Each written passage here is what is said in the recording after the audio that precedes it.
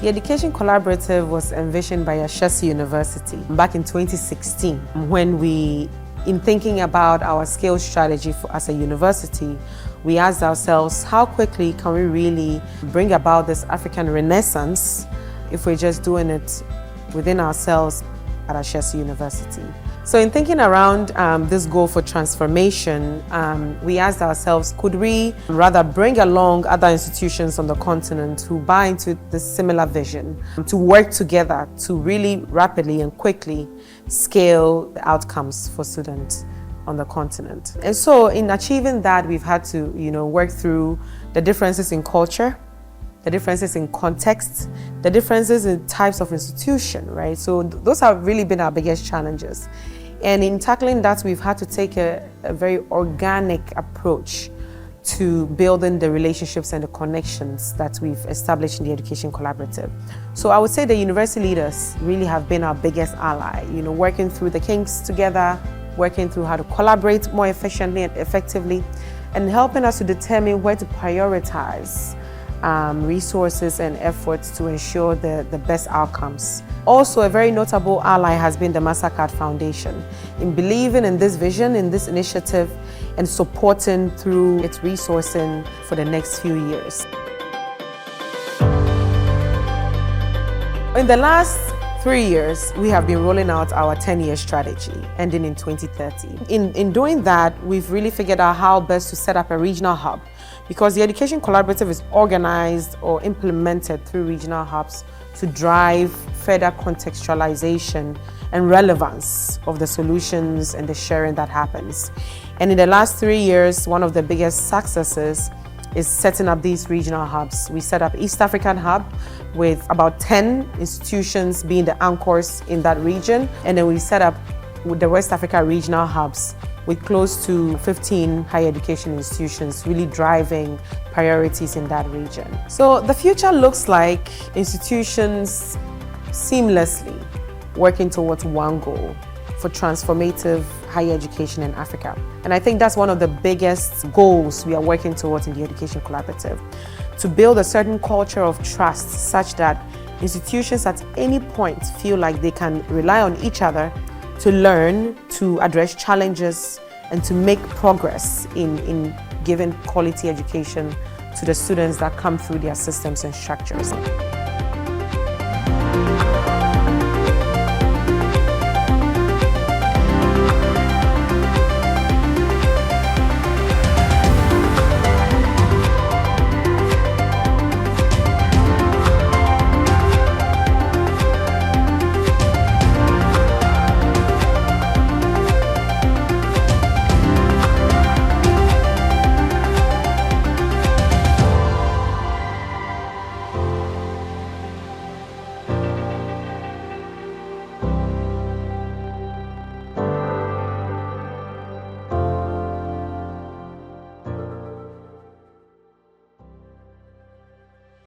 Good day, everyone. On behalf of the Education Collaborative and Covenant University, I would like to welcome you to this second webinar in the webinar series on grant writing.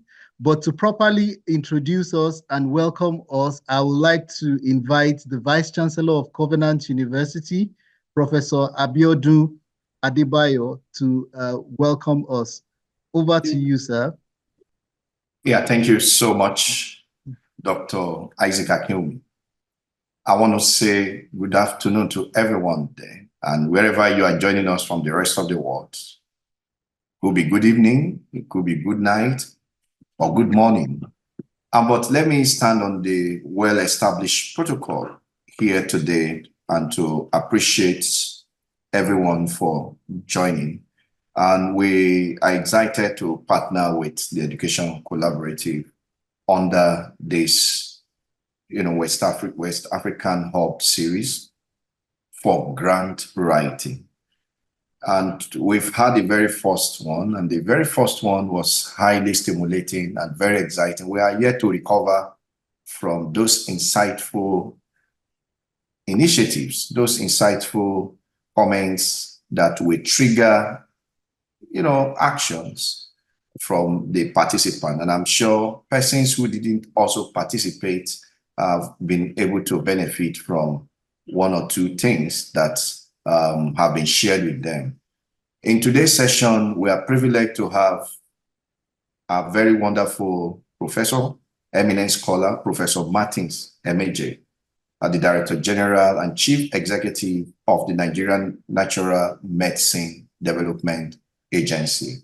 He's an astute professor, a man who had won several grants, who had mastered the art of writing, and that's showing in how he discharges his responsibility.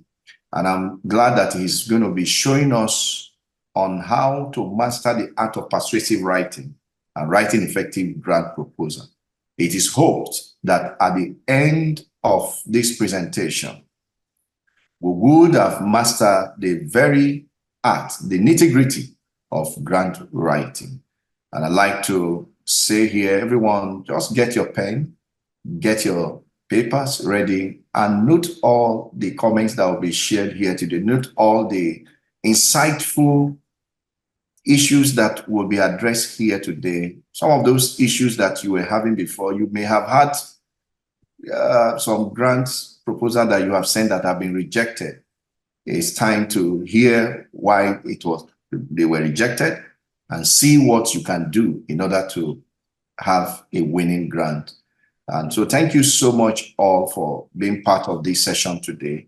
And I trust that when next we're going to be having us come on board, we'll all have, wonderful testaments of today's lecture, of today's, insightful presentation by Professor Emeje. So please, thank you so much for joining. And please note your questions in the Q&A session.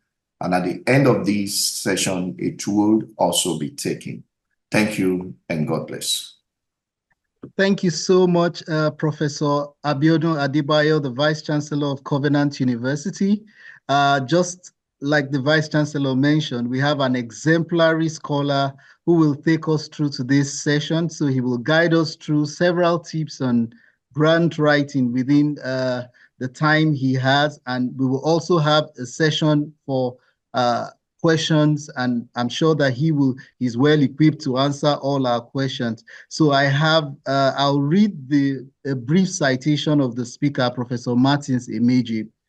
Professor Martins Emeje is a distinguished scholar renowned for his groundbreaking contributions to drug delivery and nanomedicine. His academic journey began with a Bachelor of Pharmacy with distinction from Ahmadu Bello University, Zaria. He furthered his education with a Master of Pharmacy and a PhD from the University of Nigeria, Nsukka, where his outstanding research earned him the Best PhD Award and recognition in the University of Nigeria and Nsukka Phases of Research. Professor Emeje's professional journey started approximately 30 years ago as a primary school teacher. His passion for research propelled him into a career at the National Institute for Pharmaceutical Research and Development about 20 years ago. Rising from a junior research fellow to a research professor within a decade, he has dedicated over 15 years to exploring the molecular behavior of polymeric materials and the compaction properties of pharmaceutical powders. His expertise in developing solid oral dose formulations for immediate and sustained release application and his significant work in herbal pharmacotherapy and pharmaceutical nanotechnology have been pivotal. Professor Emeje's extensive research led to the discovery of naturally occurring raw materials as potential excipients, and he has the patent for the development of Nigeria's first starch-engineered nano-drug delivery system. Professor Emeje's illustrious career is decorated with numerous prestigious fellowships, awards, and grants globally. He has received the Raman Fellowship, recognition as a research scholar at the Jawaharlal Nehru Center for Advanced Scientific Research in Bangalore, and the Center for Cooperation in Science and Technology among Developing Societies. He's an international scholar positioned at Pune College of Pharmacy. Okay, his membership span several esteemed organizations, including British Society of Antimicrobial Chemotherapy and the American Chemical Society. He's a fellow of the African Academy of Sciences. A prolific academic, Professor Emeje has over 150 publications and is cited more than 100 times annually by peers worldwide. His teaching career, which began as an adjunct lecturer at the University of Uyo in 2009, has seen him mentor countless students and served as an external examiner for universities in Nigeria, Ghana, and India. Professor Emeje's notable grants highlight his innovative research and its global impact. He has secured $11.6 million grants for developing drugs for malaria, diabetes, and tuberculosis from Nigerian medicinal plants and establishing Nigeria's first nanomedicine center. Additionally, he won a significant grant from the American Cancer Society for developing an oral morphine solution and a 2002 Royal Society grant for the supramolecular investigation of medicinal plants. His work on phytomedicine has resulted in 3 major products listed by Nigeria's National Agency for Food and Drug Administration and Control, and his contributions to nanotechnology in drug delivery earned him the World Health Organization Innovation Award. He has also played a crucial role in international collaborations, being part of a team of scientists from 23 countries that won a European grant to develop natural products for combating antimicrobial resistance. Moreover, his team secured a World Health Organization grant to develop a novel product from Nigeria's natural resources for managing sickle cell diseases.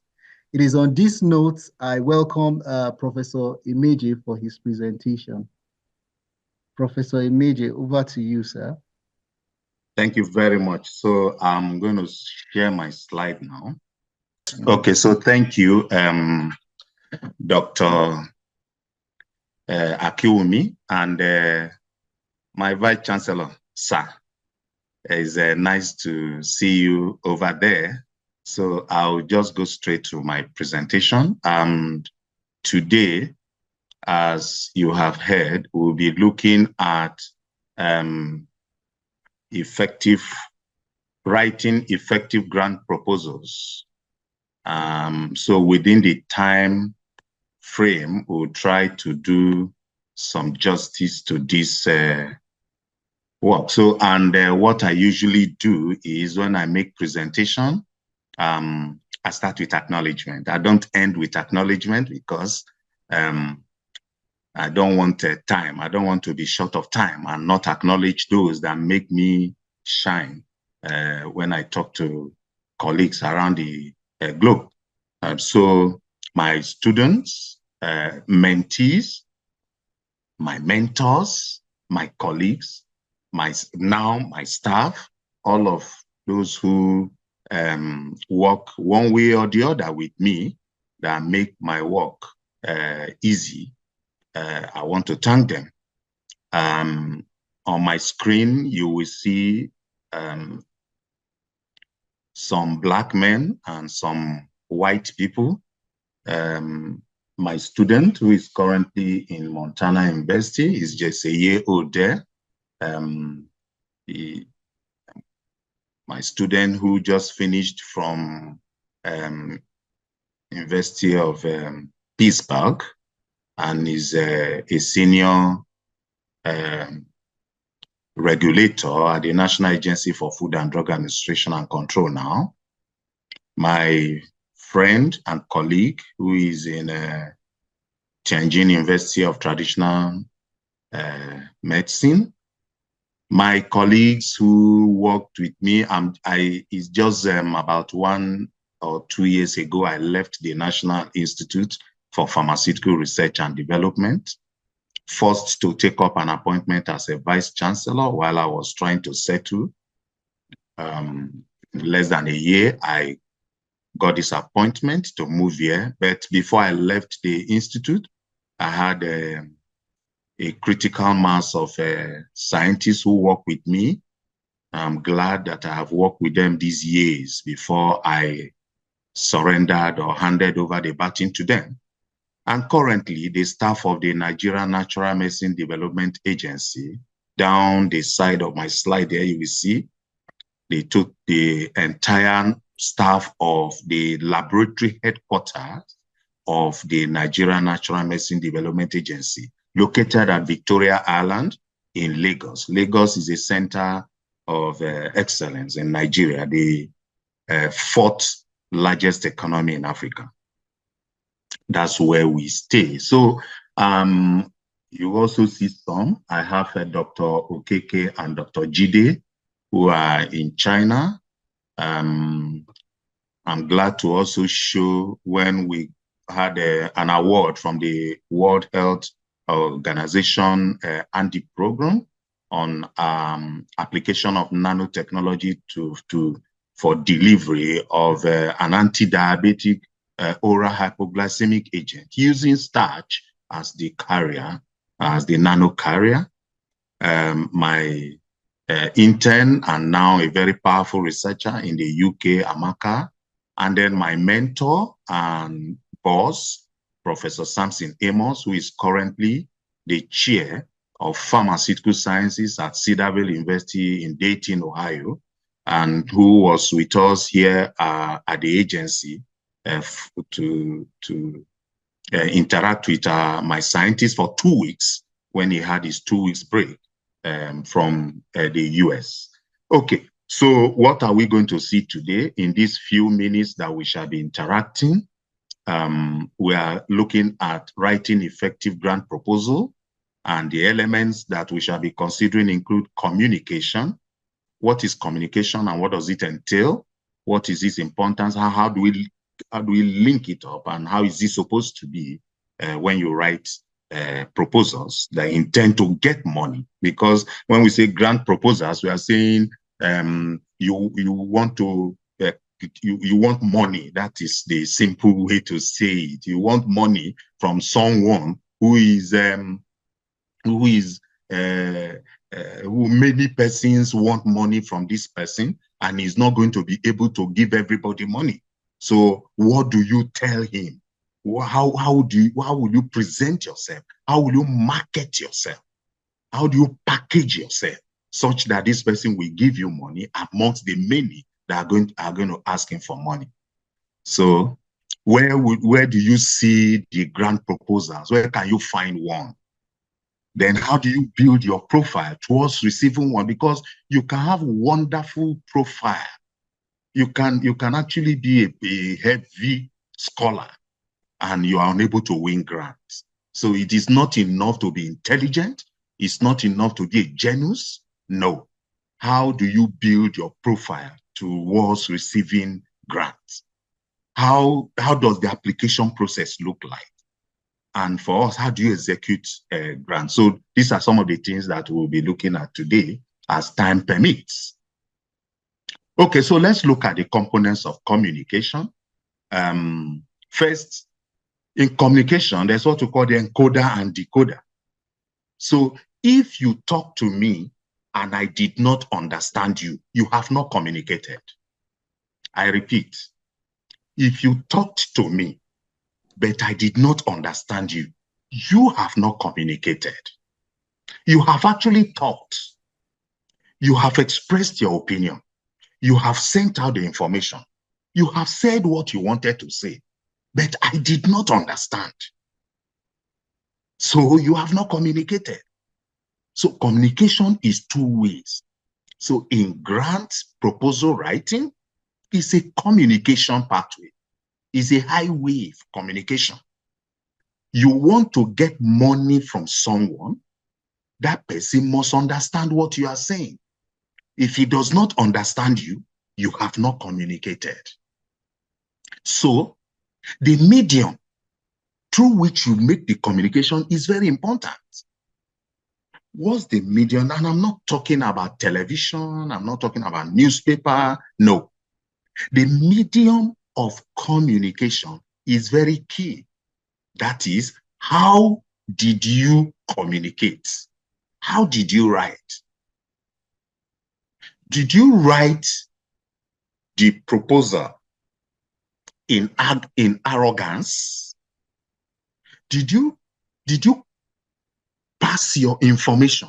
Did you pass the message in a way that shows you want to show that nobody knows as much as you do or better than you do? There are barriers to communication. There are barriers to communication. One is language.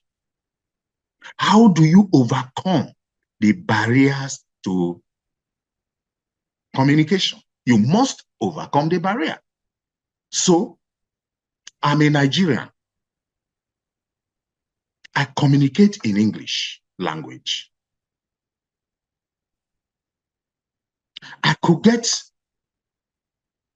grants from a French-speaking foundation, government, or philanthropists. The barrier is the language. How do you overcome it? Feedback. In communication, there must be feedback. So you must put in a mechanism to get a feedback when you make presentation, when you send out information, or when you communicate. And there are different levels of communication. So if you take a typical grant proposal writing package, there are different mechanisms. So there are different levels of communication.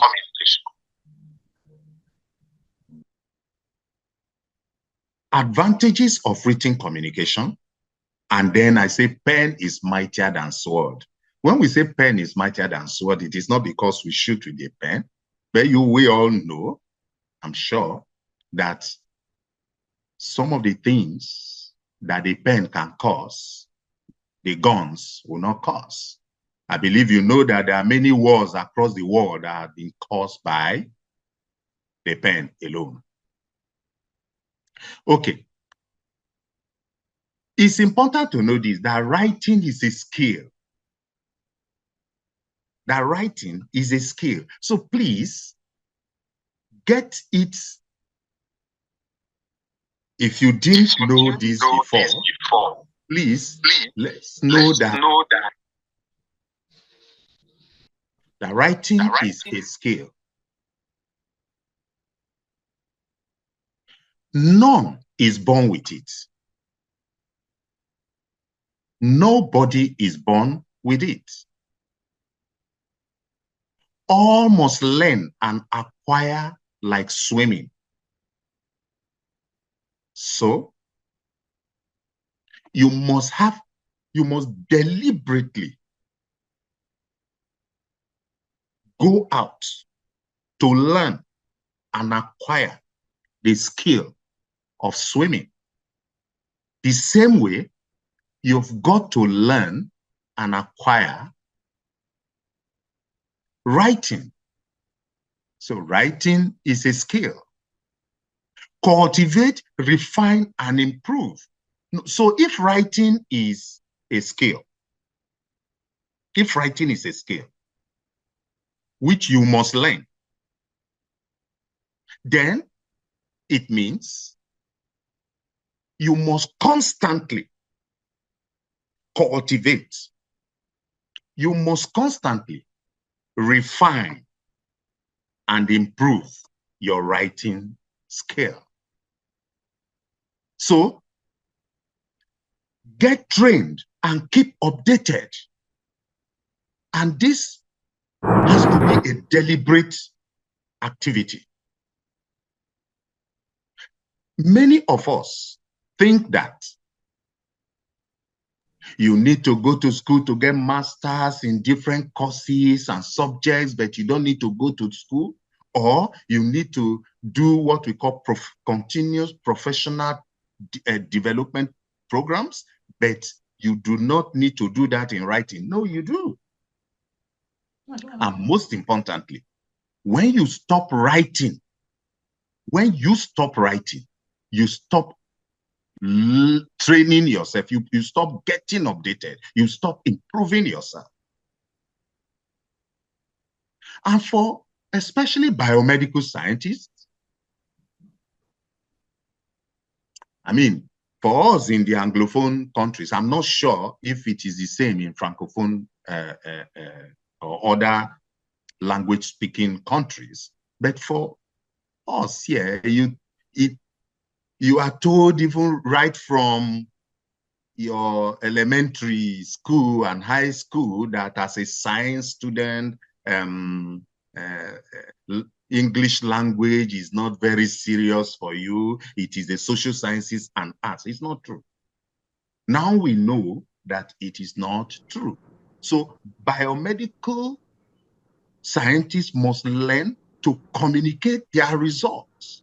One of the greatest challenges that biomedical scientists have is how to communicate. There are no shortcuts to writing. No shortcuts to writing. You must get trained. You must cultivate and refine and improve constantly, and you must keep updated. The space is limited and costly. Yes. I link this up with scientific publication. I mean, for those of you who write a lot,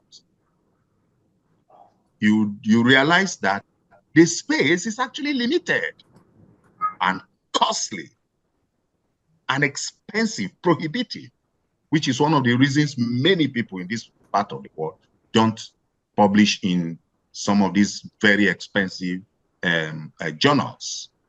So the space is limited and costly.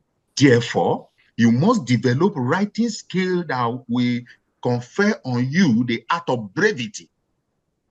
Junk is unlimited, like we always say. That the junk is unlimited. Okay? So, what are the A to Z of writing? And I'll quickly take one or two of this. Accuracy. Accuracy is very important in proposal writing. You know, we are driving gradually to what you should do in grant proposal writing. And this background is very key. It is the foundation to winning any form of grants. Communication is the foundation, because you are not going to follow your proposal to anybody's table. You won't be there to explain anything. It is what you wrote that will explain you. So there will be no room for you to say, no, what I intended to say. No, it is what the decoder is able to infer, to decode, that is what you said, even if that is not what you meant. Therefore, accuracy is very key. Brevity, I talked about it a few seconds ago. Be brief, brevity, but carrying on and be very clear. No room for ambiguity, because this is not storytelling. This is no journalism. I'm going to talk about it later. This is no journalism. This is proposal to get money. This is marketing. This is selling yourself. This is selling your intellectual property to get money. And it is competition. So as long as it is competition, nobody has your time. The funders don't have your time because you are not the only one. You must be current. You must be current. You cannot be proposing to use a 14th century methodology in the 21st century. So you must be current. Even if you are going to use a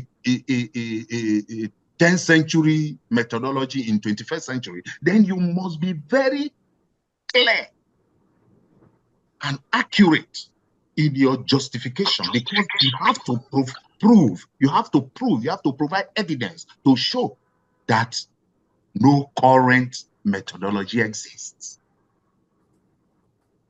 Desirable, it must be desirable. It must be evidence-based. And then it must be ethical.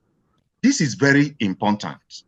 In today's world of science, where anything seems, you must be ethical. We have a lot of investigators today who have thrown ethics into the waste bin.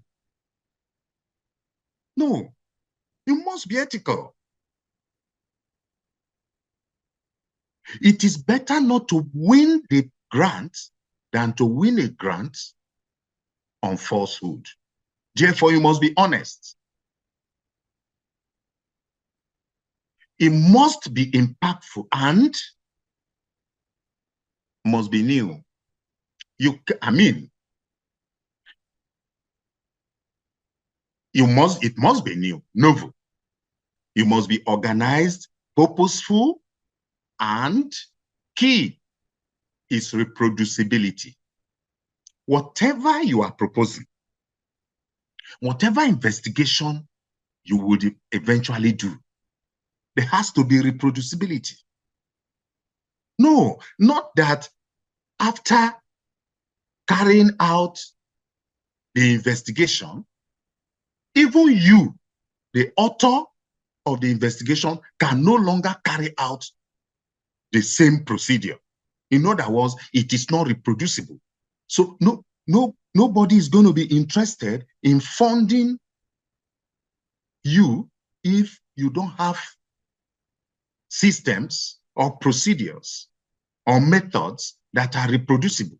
And in fact, they must be repeatable. Biasness. A lot of us consciously introduce bias to our study.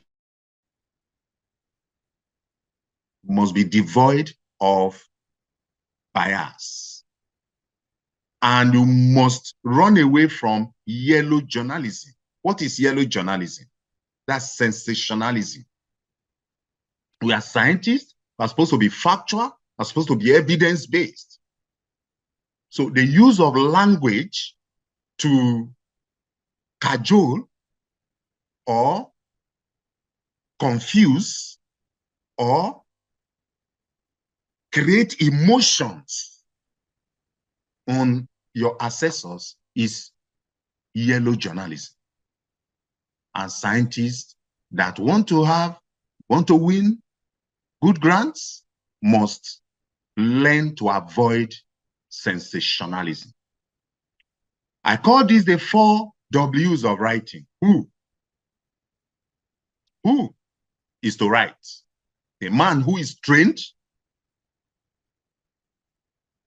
a man or woman who is a scientific communicator. You must get trained. What do you write? What you are writing about must be of utility. It must have use. It must be novel. And you must be of concern to other beings, man, woman, animals, or plants. When?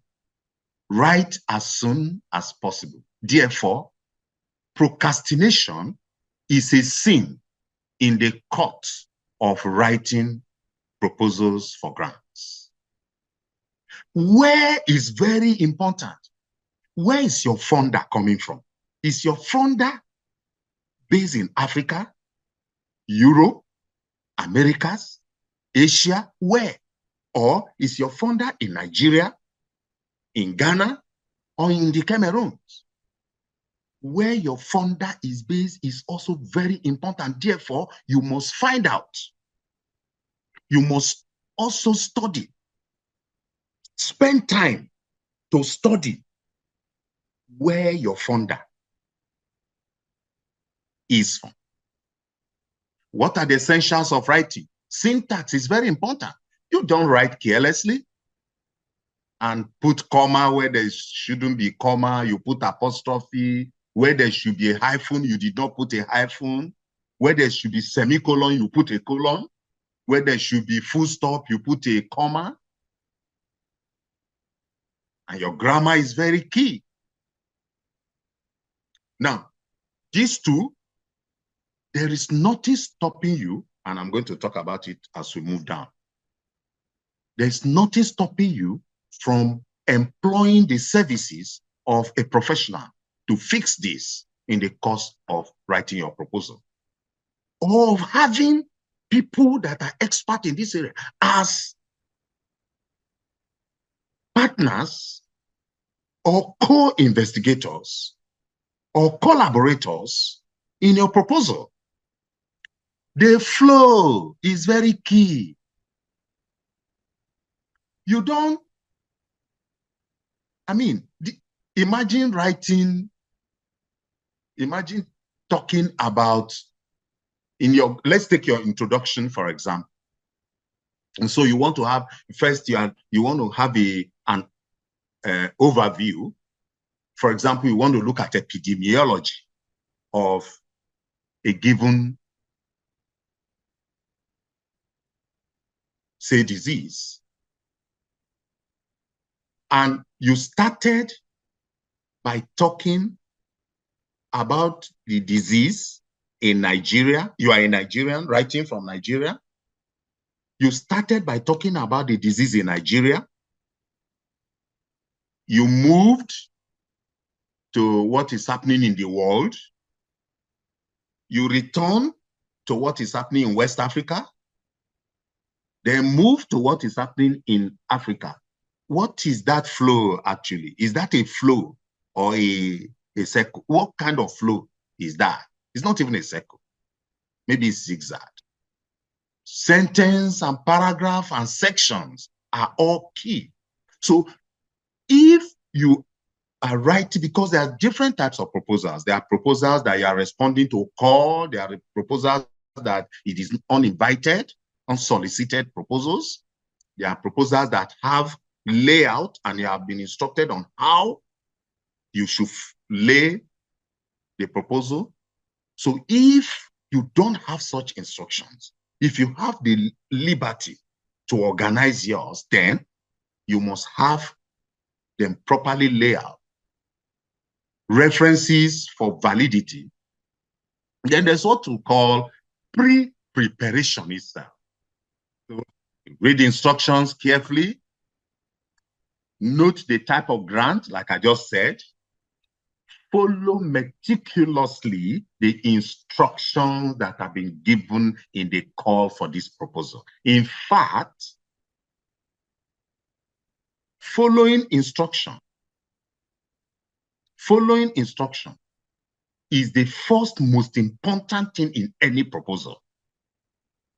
I'm sure many of us many of us must have received our manuscripts from just the editorial office for not following one or two things in the instruction to authors. That is enough, to make you fail getting a grant. Now, get your manuscript internally reviewed from peers. Many of us, and this cut across everyone across the globe. It has no regional boundary. Many of us are secretive. You are hiding something that is not good. Get your manuscript reviewed by your peers. Because in most cases, The author is only seeing what is in his mind. It is your peers that will see clearer than you. Incorporate their suggestions. Poor writing results when you don't know your subject well. You don't know the readers, what they want. You don't know the language well, like I gave example of French and English. Or you did not give it the time it requires. Write to express your ideas, not to impress others. That is marketing. So you are marketing a product. In marketing, your desire is to sell the product. So in proposal writing, your desire is to get money. Your desire is to get money. Therefore, express the idea so that the reviewers and the funder will be interested in what you are selling. Then they can give you the money to make that which you have. Try hard and speak the truth. So I say, get going by learning from your peers. There's what we call the shark principle. The shark principle. Yes. Many of us, especially early and middle career researchers, and I've heard, in fact, I've heard a lot of our colleagues, younger colleagues, who will tell you that, oh, my supervisor don't even know anything. Oh, I did my MSc or PhD on my own. My supervisor did not even know what I was doing. He's just to look at it and sign. I hear it a lot, and across the world. I hear it even in developed countries. I hear students say so, and I shock. I just smile, because one sentence, one word from someone who is experienced can save you 6 months or 1 year loss, because he's coming from point of experience. The challenges, the faults, the obstacles, the roadblocks that he had gone through and had overcome are the things you no longer go through. You will just pass on. There must be proper planning and be prepared to accept early setbacks. So you must persevere. Yes, I know that you have listened to me for some minutes now, and at this point I said I should just share this slide with you, so that you can take some breathe in, breathe out, and smile as we continue this discussion. This is a gallery of the visit of the top management committee of the Nigerian Natural Medicine Development Agency to Covenant University. You can see, if you know Dr. Akinwumi, you will see him clearly in these pictures. If you know the Vice Chancellor, you will see him. You don't need any introduction. Even the way he's standing, you will know that that is how Vice Chancellor stands. Yeah, so enjoy that slide. Okay, so let's quickly now move. Having looked at communication, writing as a skill, how to prepare to write, what to do, and who, what, when of writing. Let's look at your proposal, your grant proposal. Seeking a match, preparing to write, writing and submitting, awaiting decision, and the follow-up process. Okay, so let's go this way. Identify something you wish to and seek suitable funding sources. This is very important. So you have to identify something you wish to do. That is the first step. So, oh, I want to get grant. Grant for what? If you are busy, selling something in the market, if you are busy traveling from one institution to another as a visiting researcher, if you are busy attending committee meetings, if you are busy lobbying for one political position or the other, so you are an academic politician in your country or your institution, if you are busy writing petitions, forget it. Writing proposal to get grant is not one of your own areas. So look for requests for proposal in your field and develop the proposal that meets the criteria. For example, and I had to put this here because I know there are calls from the African Academy of Sciences. Check it out. Read the instructions carefully. Then when you read the instruction, go to the website. Consult people.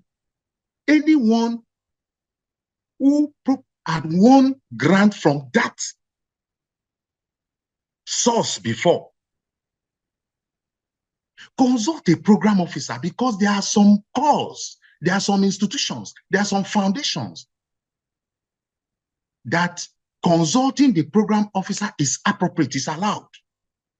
Consult a program officer. There's nothing wrong. If there's no information on whether consulting the program officer is right or wrong, write an email to the program officer. If it is wrong, if the program officer is not allowed to provide any prior information, he will tell you, he will give you the information. He will tell you, no, it is not acceptable. Extensive literature mining. I mean, we are in the world of internet now. There was a time that internet was not this available and accessible. And I said laugh here because those of us from this part of the world, we still behave like data is blood. When I see scientists who tell you, oh, I sent you an email yesterday, you have not responded, and he tells you, oh, my data was off, I just smile. What is data off? What is data off? I mean, your email, you should receive it the way you receive text messages on your phone. If you cannot win grants if you are one of those that put off data. Preliminary studies is very key in winning good grants. Mark my qualification, good grants. Preliminary studies. Nobody is going to give you money to go test something that there's no evidence that it could work. No. So preliminary studies create trust and reliability. It gives confidence to the funder that, oh, contact potential collaborators. Look, nobody in this world knows everything. If you see anyone telling you or behaving like he knows everything, run far. No, flee. Don't run, flee from that person. Collaboration and partnership is key. Now, ask yourself, whatever discipline you are from, check out the teachers that taught you in school. Did you notice that teachers from different backgrounds, different disciplines, taught you different things that made you what you are? Well, that is simple experiment to show that you don't know everything. You can never know everything. And there's no institution in the world that has everything. None anywhere in the world has everything. So you might have one equipment or another. You might have one type of professional or the other. Therefore, contact potential collaborators. Seek, and it's important to know that in contacting potential collaborators, it is very important that you know that this getting collaborators, in fact, should be in different areas, because when it is the collaborators that bring their different areas of expertise. I talked about language, for example. Imagine if we were responding to a proposal, a call from a French-speaking institution, and you have collaborators from of a French-speaking origin.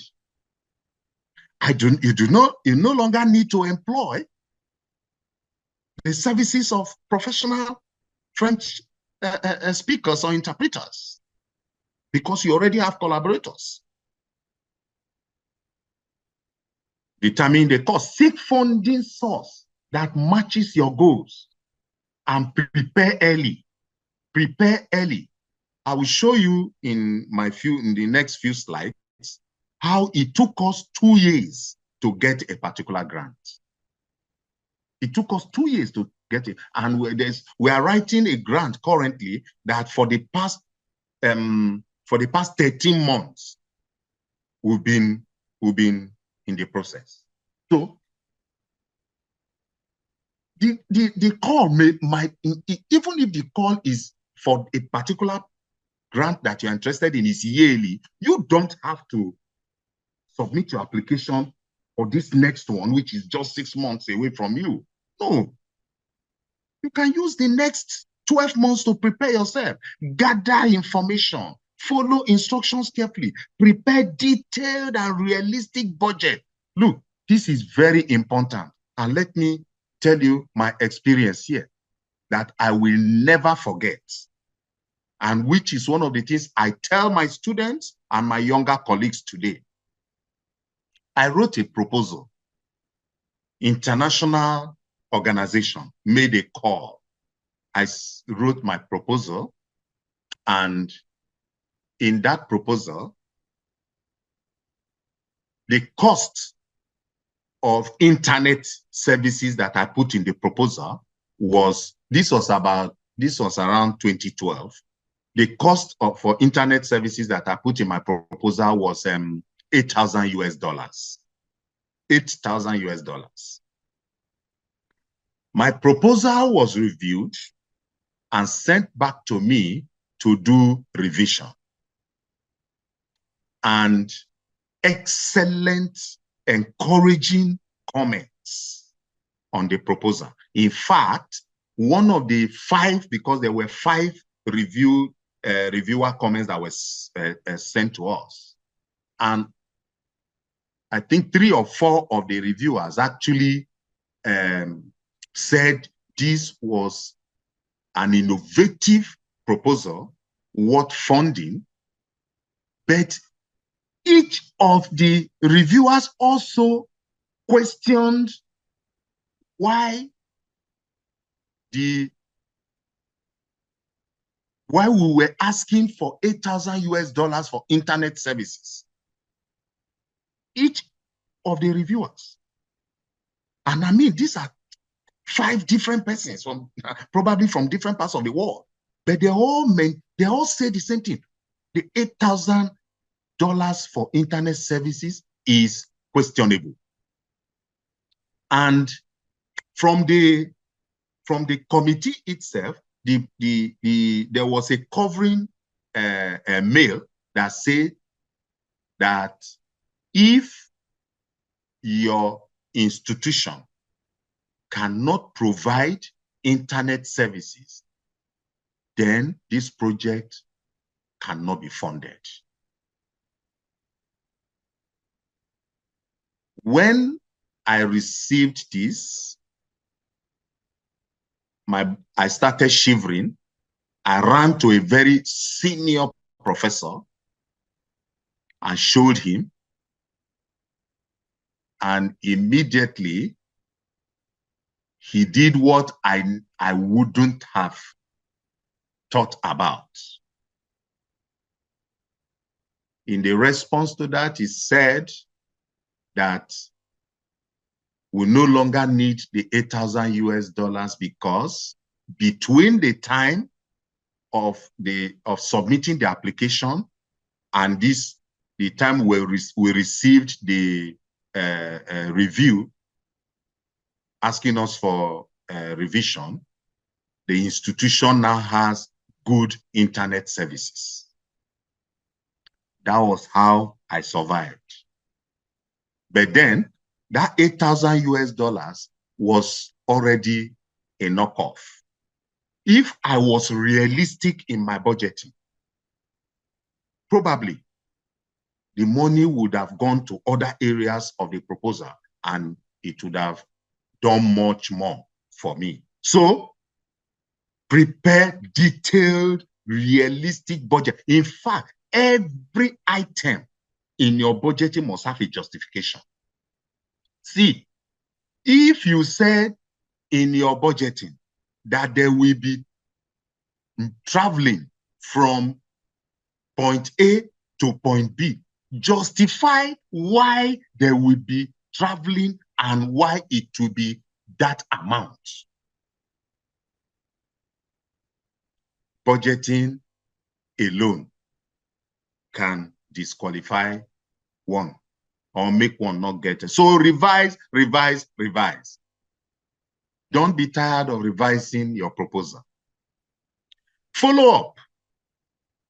So anyway, while you are waiting, I said often the proposals are based on the money that is available to fund. Let's not forget that, okay, while you are waiting. So what are they for? If your proposal is funded, progress report and journal articles are very key. If you are invited to revise and resubmit, proceed accordingly. Do not overlook anything.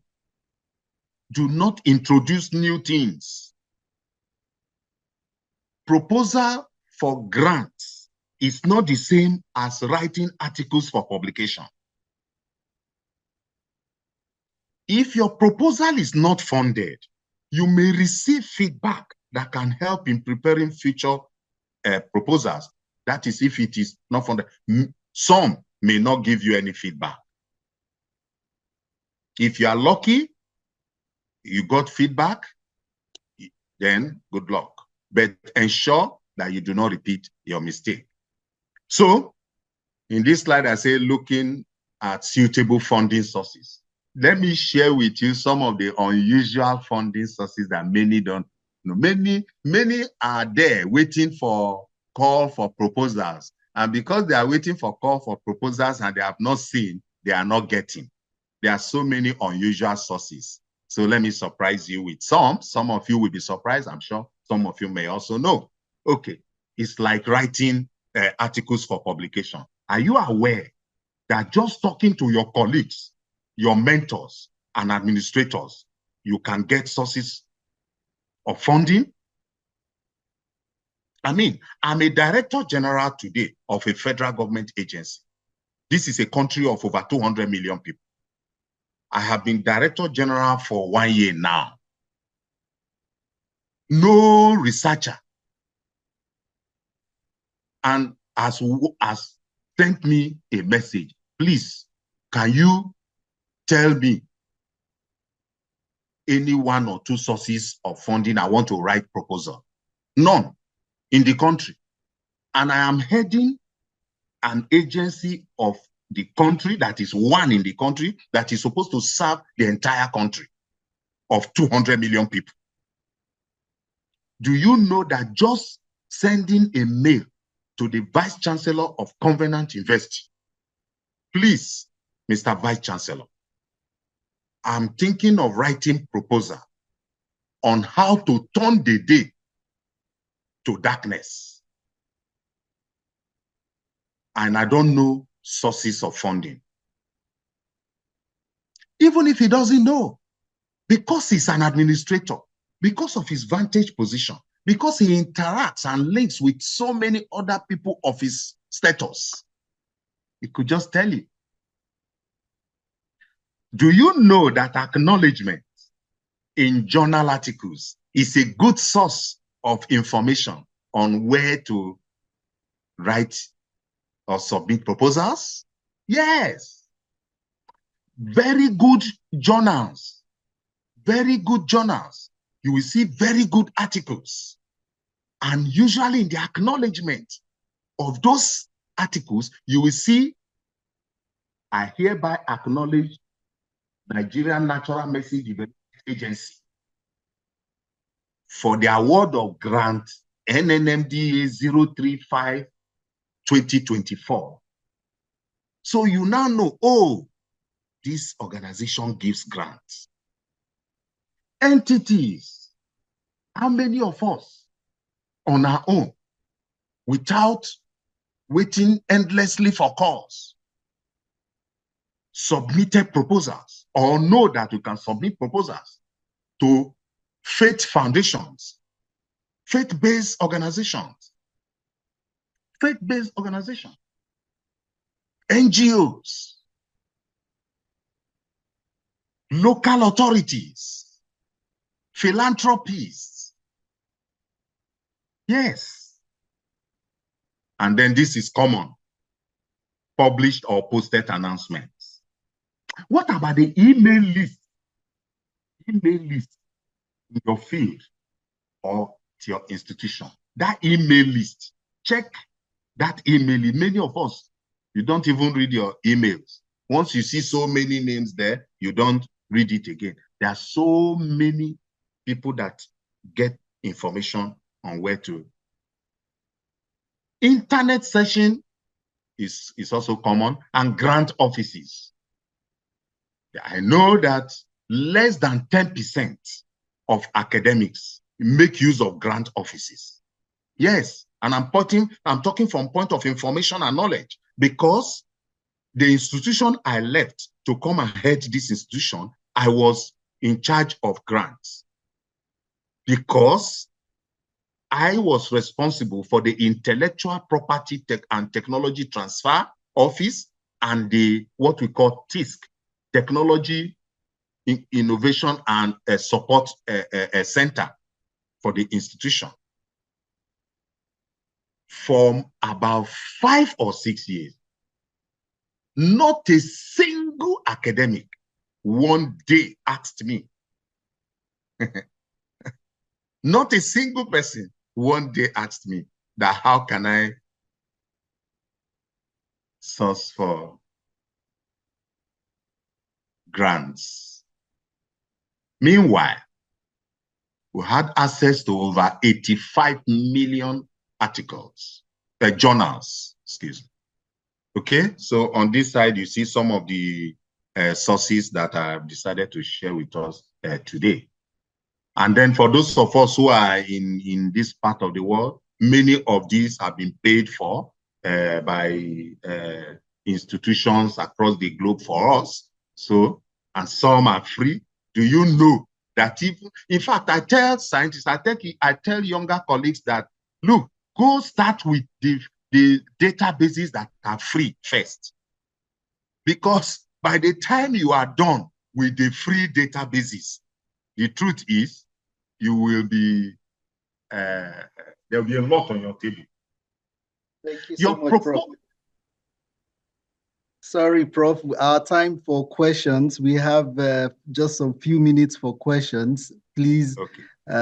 I don't know if you can just wrap up in a minute, sir. Okay. Okay, so your proposal must persuade funders, and your appendix, you must have what we call, there are papers that are not yet published, put them, letters of support and additional details, put them. So I wanted to share with you some comments in my biggest grant so far. When I say my, I'm talking on behalf of my colleagues. Biggest, I wanted to share with you some of the comments that were made within the 2 years. That you will notice how you are told to do the revision, and I say double check, ensure that you do all the corrections that are made. I said it takes 6 to 12 months to put all of this together, and key to this is your collaboration, and that's why I'm showing you Professor Mixon Lin, one of my greatest partners in proposal writing. I also wanted to show you this, about 33 scientists across the globe.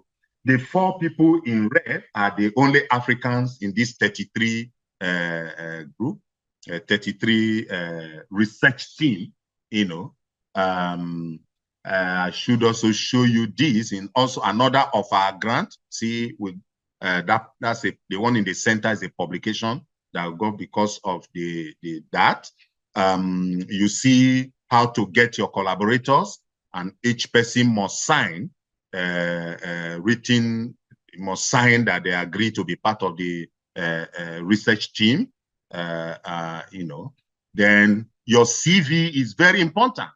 So you must prepare your CV in a way that it's very, very clear, and stop putting information that is not really necessary, like your marital status, your high school date of birth, and hobbies, and all of that. And so I show a sample of the proposal in the biggest grant that we got so far. This is just 3 pages. This is somebody that has, this is my CV.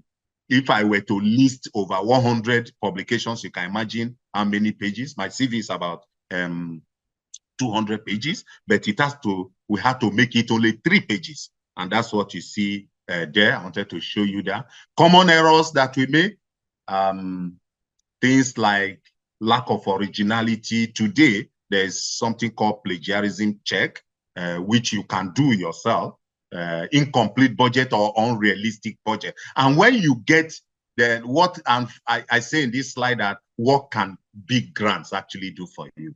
Heavy investment like the one that we got is about $12 million US. Then opportunity to do cutting edge, what I call bleeding edge science today. And then salary you can pay yourself. You don't use the money to go and buy cars, houses, or marry wives, but you can pay yourself an opportunity to train the new generation of leaders and scientists. So in our lab, for example, supported a lot of people, over 22 different young scientists who are in different laboratories across the world today.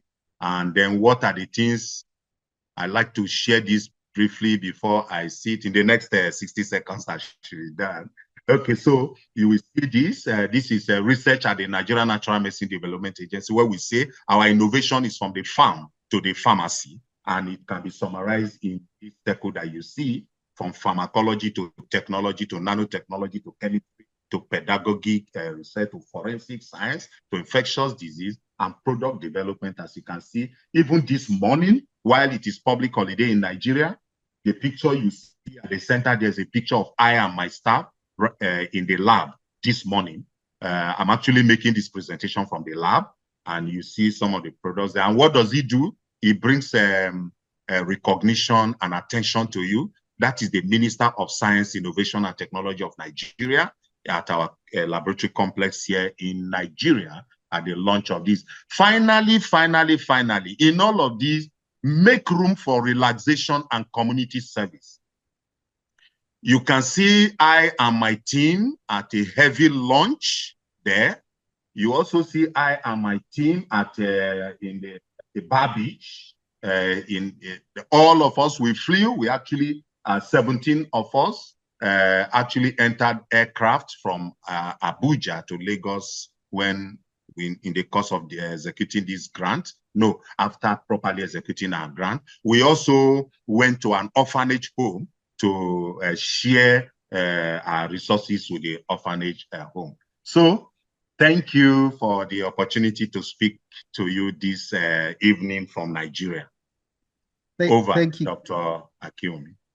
Thank you so much, Professor Emeje. We are so happy and blessed to have you make this presentation. Everyone will agree with me that Professor Emeje has presented passionately, and his presentation is excellent, is insightful, and it's inspiring. Thank you very much, Professor Emeje. Without wasting any time, I would like to invite anyone who has a question. Can you just indicate quickly by a raise of your electronic hands? Okay, unmute yourself, Roland Ado, and ask your question, please. Hello, everyone. Many thanks to the professor for his presentation. I want to, in his presentation, he mentioned about ethical rights, ethics in the whole grant application process. And I want to ask, what is his take on the incorporation of technology in the grant writing process? Does he think it is ethical to use AI tools in facilitating certain aspects of the grant writing process? What is his recommendation? Should we have to always be conventional about the grant writing process, or we can adopt technology in making easy the whole process? And how does it relate to the ethics he was talking about? Thank you very much. Let's harvest another question. Aaron Abosi, please go ahead, unmute yourself and speak. Yeah, thank you very much, Prof, for the insightful delivery. I wanted to know, the internet was very bad for me. So there were a lot of disruptions and I couldn't get the flow very well. I wanted to know how to get collaborators. Thank you very much. Can we take Ani Olanrewaju, please? Unmute yourself and ask your question quickly. Thank you, Prof. And I say kudos to Professor Akiumi. This webinar is highly thought-provoking, and I want to congratulate Professor Martins Emeje for putting together and educate us on this. As a sort of just a demand, if one is to write this kind of grant for products, that is, you want to be producing something, and you want to also patent it. I want to know the kind of technicalities you put into this grant that we accommodate the two. Thank you, Prof. God bless you. Okay. Can we take let's take 5 so that Prof will just address everything. John Abiodun, please, can you go ahead? Yes, thank you, everyone. Please, Prof, how many grants have you had that have led to production of natural products or drugs? Please, I would like to know if there has been support in terms of grant for natural production of drugs in Nigeria. Thank you. Locally, thank you. Okay, thank you very much. Can we take Linda Sevi, please? Go ahead, unmute yourself and ask your question. Yeah. And that will be the last question for this round. Okay. Go ahead, please. Thank you so much. Thank you. Please, this is a basic question. Prof, I was very, I love your presentation. It was amazing. And I wanted to find out a basic question from me. How do you get ideas to write a proposal? I mean, you want to submit a proposal. How do you generate those ideas? Thank you. Thank you very much. Professor Emeji, over to you, please. Okay, thank you. And I'm glad to hear all these questions. I'll start with the AI. There has always been AI, and there won't be opportunity to discuss this here. Maybe we'll have opportunities again in future. But I had the opportunity of representing the Minister of Innovation, Science and Technology of Nigeria a few days ago, about 5 days ago, in the launch of Nigerian version of Chat GPT called NIGPT. And I said there that there has always been AI. It is not called AI. Every technology that we see today is a development on an existing technology. So as it is because it is developing. So to the extent that your funder considers the use of AI acceptable, no problems. To the extent that the use of it, because AI can never replace man. That is artificial intelligence that's why it's artificial. So as long as the use of AI in putting your packages, in getting your packages is not an issue with the funder, good and well. But if the use of the AI in your proposal is meant to deceive, then it is unethical, because we use AI to do a lot of deception. And in proposals meant for funding to reduce your idea to the shelf for man, you should not deceive anybody. Thank you. Now, how do you get collaborators? A very good question. That there was something I said, and time did not permit us for me to get into detail of this. There's something I call the shark principle. See, when I was a young researcher, my article was rejected, and for 2 days I did not eat food. And I mean it, and this is no exaggeration, for 2 days, because I did not believe that after master's degree that I should write an article and it would just be rejected like that. So when I had the opportunity, the man who made that article to be accepted today is called Professor Joseph Fortuna. He's still alive and working well. He had 25-year experience in Abbott Laboratory. He is the inventor of halofantrine. Anybody who is a health person on this call will understand what halofantrine, drug for malaria then. He is the inventor, and he is currently a professor at Howard University. When I met him for the first time in Malawi, when he entered Africa, he asked me a question. He said, "Martins, who knows you?" So young colleagues, make sure that there are sharks on your project. Don't think that you are AI. If you go into research with the intention that you are AI, you are Gen Z, you know more than everybody, you will not go anywhere. Talk to Professor Adeba, the VC of Covenant University, from Covenant University. Talk to Dr. Akinomi. Talk to the professors in that university. Talk to your senior colleagues. That is how to get collaborators. Then where you can also, when you read articles and you see what people publish and it wows you and it interests you, you will see emails there. You will see their contact. Send emails to them. But contact your sharks first. They will tell you how to write email that will get an answer. Because you can write email and nobody will respond. So shark principle. Shark principle means make sure you get a shark on your project. I believe we know what shark is in the sea. The fish called shark. Product proposals. Product proposal. Very good. In fact, this is my own area, and I will join it with the number 4 question. How many grants have you had on natural products? Product proposal. That's my own area because I'm a product person. and I have product in the market, and I did a declaration of interest before I got this appointment, so that they will not say it's because you are DG. That's why you use DG position to get product in the market. No, I wrote it clearly in the exam. I wrote it even in the exam that I have product in the market. I announced it very loud and clear.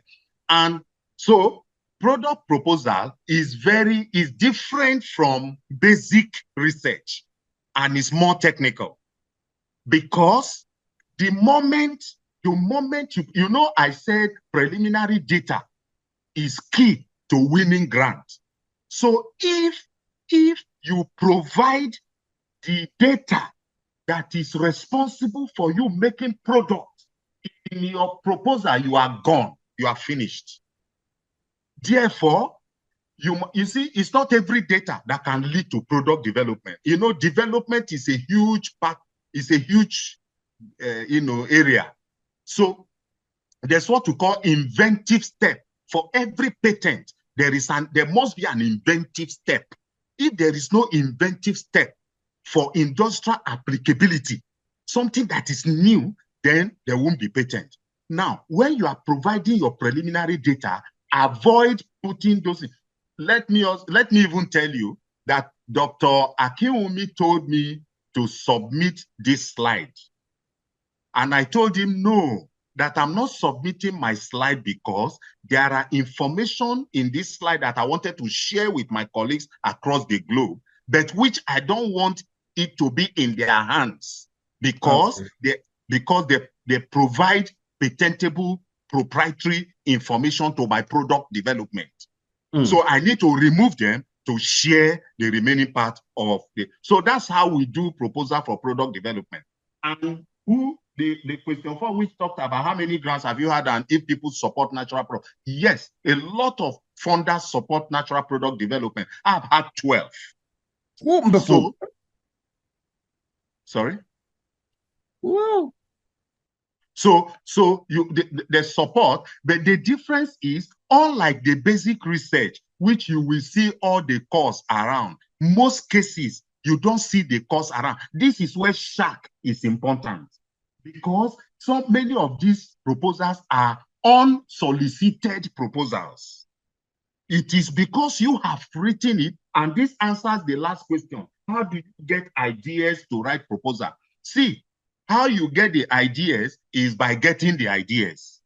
That is why I said earlier, if you are busy moving from one place to another and you are not sitting down to think, if you are busy doing politics in your university and you are not sitting down to think, if you are busy doing committee meetings and you are not busy, you can't get the ideas that will give you a grant for big proposals for big grants. Dr. Akinwumi, over.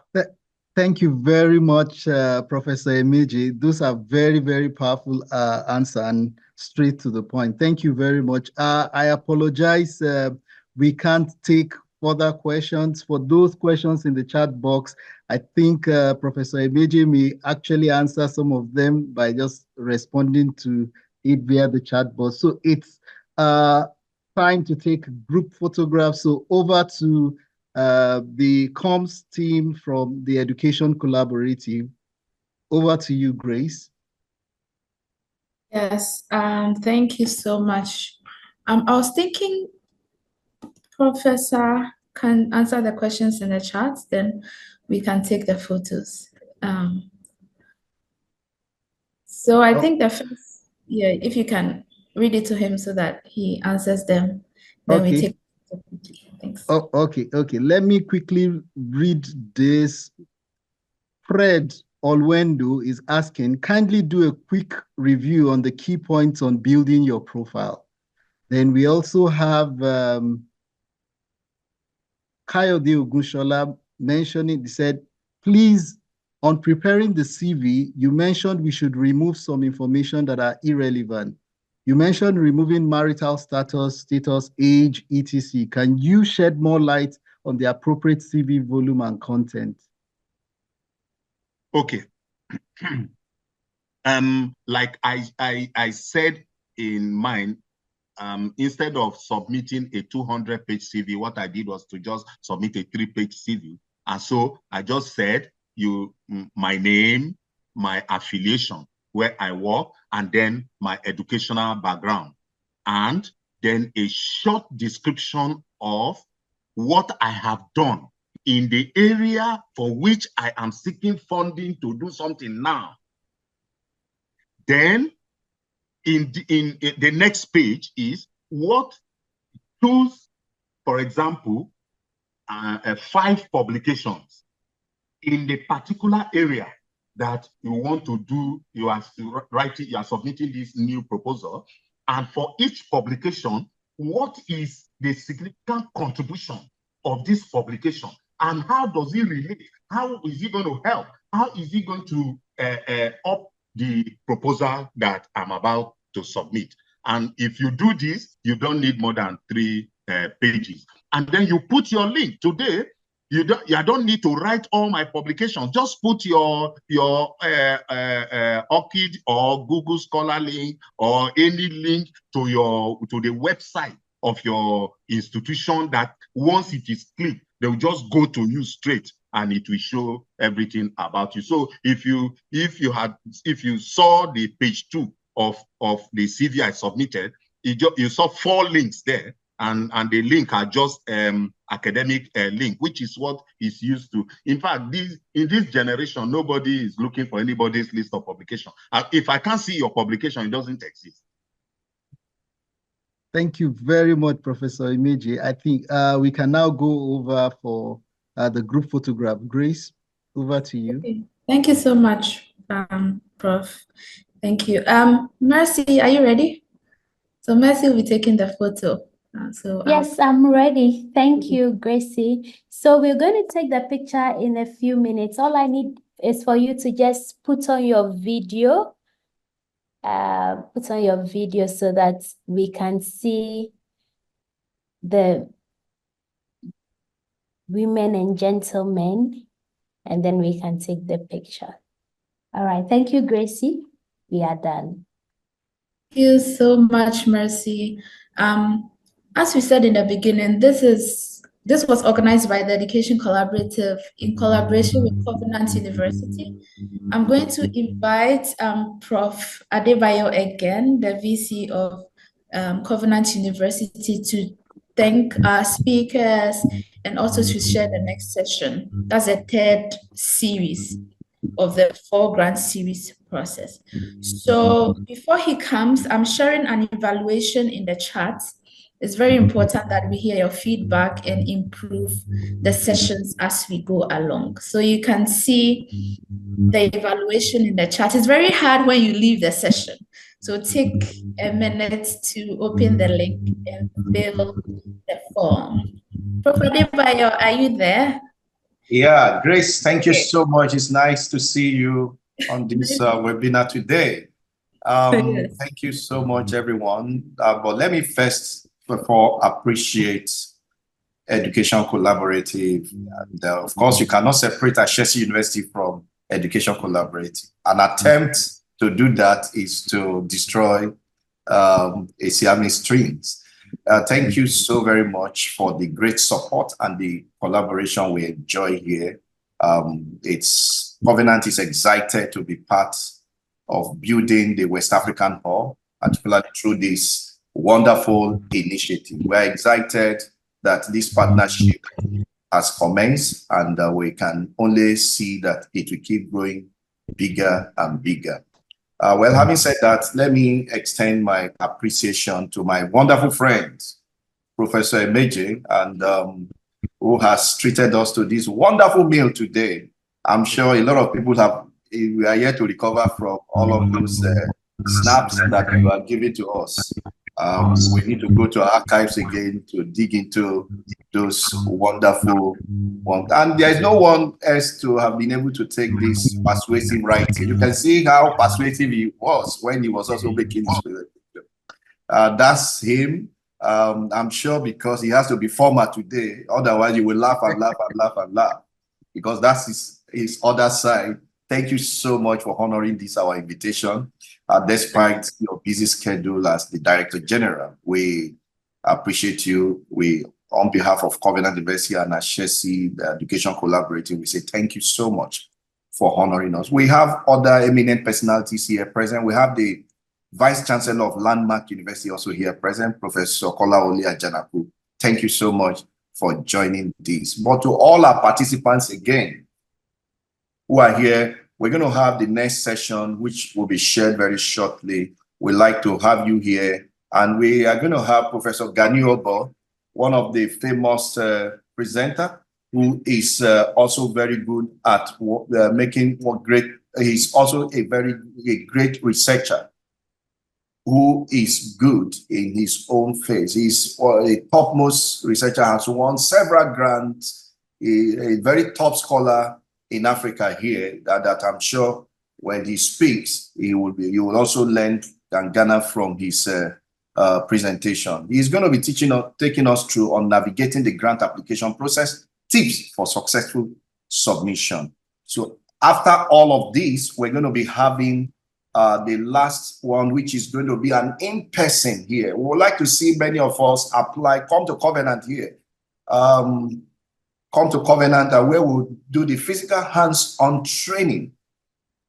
And we expect that we will also have some ideas that you are coming to share. We're going to bring in some researchers together and persons to train you, and also to begin to commence application, because the whole idea of this is to see you win grants. It's not just to present webinar, to attend webinar and nothing to show for it. We want to see you win some grant at the end of this. We want to see how West African Hub can begin to top the table. We want to see how universities within the West African Hub begin to take their leadership role in not just in Africa, but taking their place even among the committee of universities globally. So it's on this note, on behalf of Covenant University and again the HSC, the Education Collaborative, we want to say thank you so much for joining this session, and hope to see you again on July 16, 2024, where Professor Gani Obo will be taking us at the next session.